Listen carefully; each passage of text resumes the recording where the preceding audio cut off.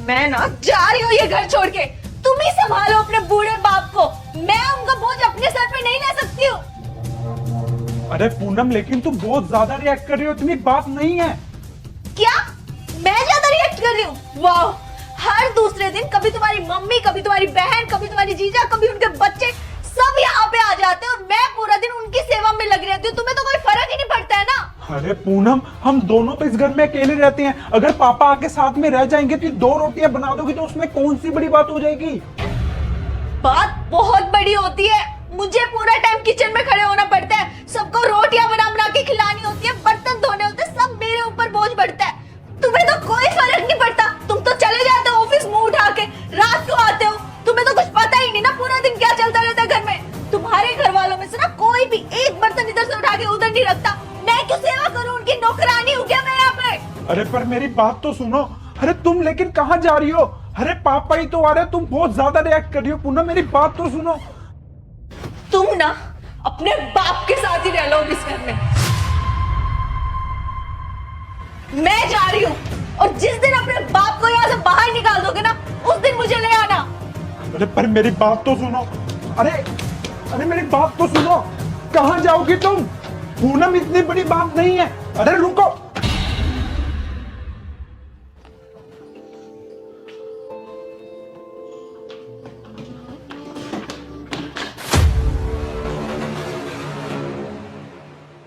पापा, आप यहाँ अचानक, बताया भी नहीं? हाँ बेटा, आज सुबह मेरी दामाद जी से बात हुई थी। उन्होंने बताया नहीं कि मैं आने वाला हूँ।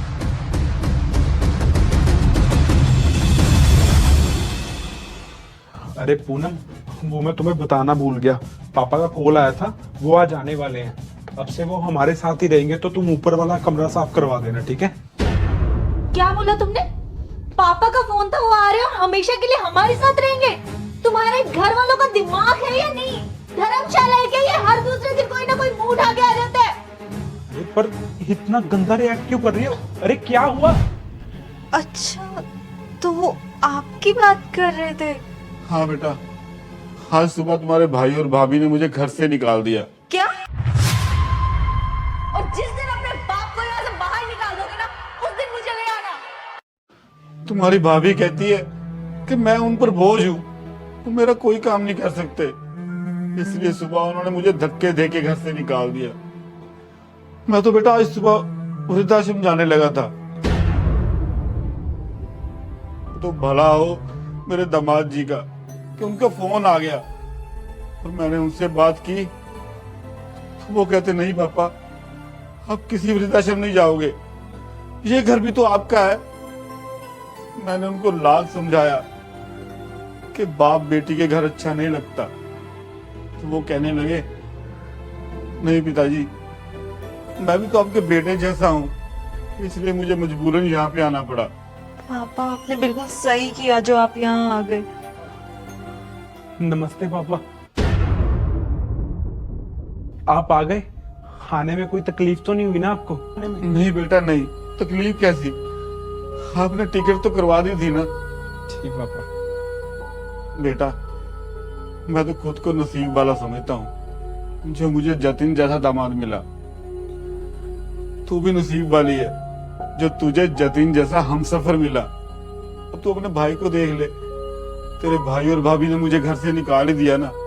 मैं तो रब से दुआ करता हूँ कि जतिन जैसा दामाद हर घर में हो, हर बाप को मिले।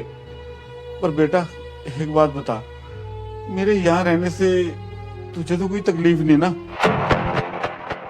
उनका बोझ अपने सर पे नहीं ले सकती हूँ। नहीं पापा जी, आप कैसी बात कर रहे हो? ये आप ही का घर है, आप जितने दिन चाहो यहाँ पर रह सकते हो। आपको ऐसा सोचना भी नहीं चाहिए। आप अंदर आइए, आप बहुत थक गए होगे ना, मैं आपको कुछ नाश्ता पानी दे देती हूँ। इतना लंबा सफर तय करके आए हो आप। जीती रहे मेरी बच्ची। पर एक बात बता, तू कहीं जाने लगी थी क्या? नहीं पापा जी, वो मैं आपको बाद में बताती हूँ। आप आइए, अंदर आइए। चल बेटा।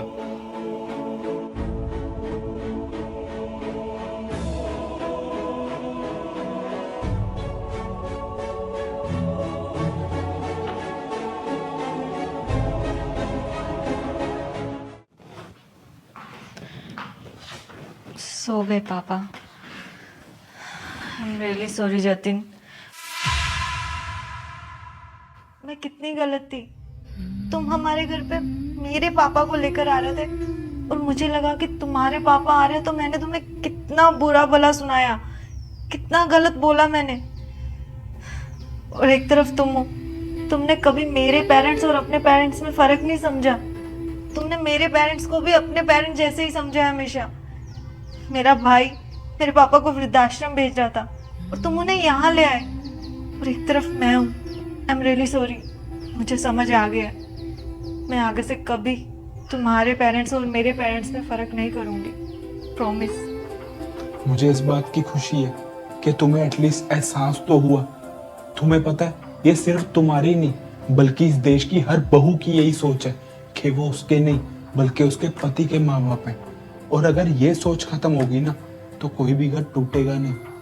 ये रिश्ते हमारे हैं पूनम, और इसे हमें संभालना होगा। रखना हमेशा अपने माँ बाप को ऐसे घर में जैसे तुम रहते थे अपने माँ बाप के घर में। तो दोस्तों, अगर आपको ये वीडियो अच्छी लगी हो तो इसको शेयर करें, और अगर आप भी अपने माँ बाप से प्यार करते हैं तो वीडियो के नीचे कमेंट जरूर करें।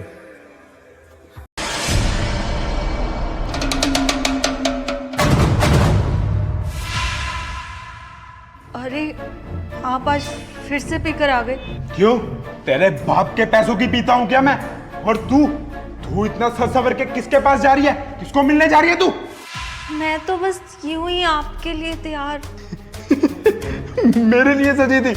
आज से पहले तो तू मेरे लिए कभी ऐसे नहीं सजी, तो आज क्या खास है? मुझे ना सब पता है, तेरा बाहर कहीं ना कहीं तो अफेयर चल रहा है, बाहर चक्कर चल रहा है तेरा। तू उसके लिए ही इतना सस्ती है तू। क्या आप पागल हो गए हैं क्या?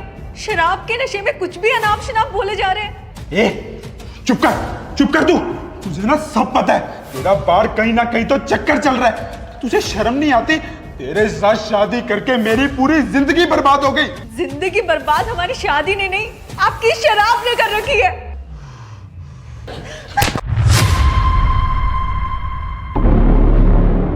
मेरी जिंदगी तूने बिगाड़ी है। अरे जब से शादी हुई है तुझसे मेरी तो जिंदगी नरक बन गई है। पता नहीं कौन सी मनूस घड़ी थी जो मैंने तुझसे शादी की।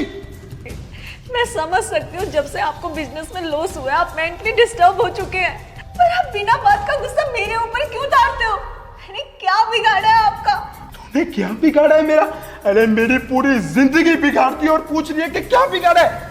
घर में आओ तो टेंशन, बाहर जाओ तो टेंशन। अरे आदमी जाए तो जाए कहाँ? पर ये शराब पीने से हमारी परेशानियां खत्म नहीं होंगी। आप इसे क्यों नहीं छोड़ देते? फिर से सब कुछ ठीक हो सकता है, सच में। अच्छा, तुझे मैंने कितनी बार बोला है ये फालतू का ज्ञान ना अपने पास रखा कर। तेरी इतनी हिम्मत मुझ पर जुबान चलाएगी तू? बात कीजिए मालिक। ये क्या कर रहे हैं आप? मालकिन के ऊपर तो जुल्म काहे कर रहे हैं आप? अबे ओए, 2 कौड़ी के नौकर, तेरी हिम्मत कैसी है मेरा हाथ पकड़ने की? छोड़ हाथ मेरा। तू अपने मालिक का हाथ पकड़ेगा? नहीं मालिक, हमने तो आपका हाथ केवल इसलिए पकड़ा क्योंकि आप जो कर रहे हैं ना वो गलत कर रहे हैं। अच्छा, सब समझ गया मैं। तो इस 2 कौड़ी के नौकर के साथ तेरा अफेयर चल रहा है। अरे बाहर तुझे कोई ढंग का लड़का नहीं मिला था क्या? यही मिला था अफेयर चलाने के लिए, जो आ गया तेरी रक्षा करने के लिए। आप शराब के नशे में कुछ भी बोले जा रहे हो, मेरी बात तो सुनो। चुप कर तू, मुझे ना सब पता है। घर में रह के इसी के साथ चक्कर चला रही है ना तू। लेकिन नहीं, अब ये सब जानने के बाद ना इसे मैं यहाँ पे एक पल नहीं रहने दूंगा। अबे ओए, निकल ऐसे। अरे आप क्या निकालेंगे हमको? हम खुद ही नौकरी छोड़कर जा रहे हैं। अरे जिस घर में औरत की इज्जत न की जाती हो उसकी मदद करने पर नाजायज संबंध जैसे ऐसे घिनौने आरोप लगा दी जाते हो, उस घर में रहने से तो अच्छा है कि अभी कभी उस घर से मैं निकल जाऊं। मालकिन, माना कि हम मनपड़ गवा रहे हैं, लेकिन हम इतना जानते हैं कि अगर कोई औरत की इज्जत ना करता हो ना तो वो इंसान कहलाने के लायक नहीं है। और हमने आपकी जैसी कई औरतों को ऐसे देखा है जो घुट घुट कर अपना जीवन जीती हैं, और भला है बुरा है जैसा भी है, मेरा पति मेरा देवता है। इस बात को आप लोग कब तक मानोगे? कब तक ऐसे चलता रहेगा? देखिए मालकिन, हमारा तो ये मानना है कि ऐसे घुटघुटी जीने से अच्छा है कि आप अकेले रहकर खुशी से जिए। बाकी हम तो यहाँ से जा रहे हैं। आगे आपकी मर्जी, आपकी जिंदगी। निकल। और तू क्या खड़ी खड़ी इसकी बातें सुन रही है? चल जा यहाँ से, मुझे भूख लग रही है, मेरे लिए खाना लेके आ, जा यहाँ से। मुंह उठा के आ जाते हैं, पति तो संभाला नहीं जाता है, बाहर चक्कर चलाएंगे ये।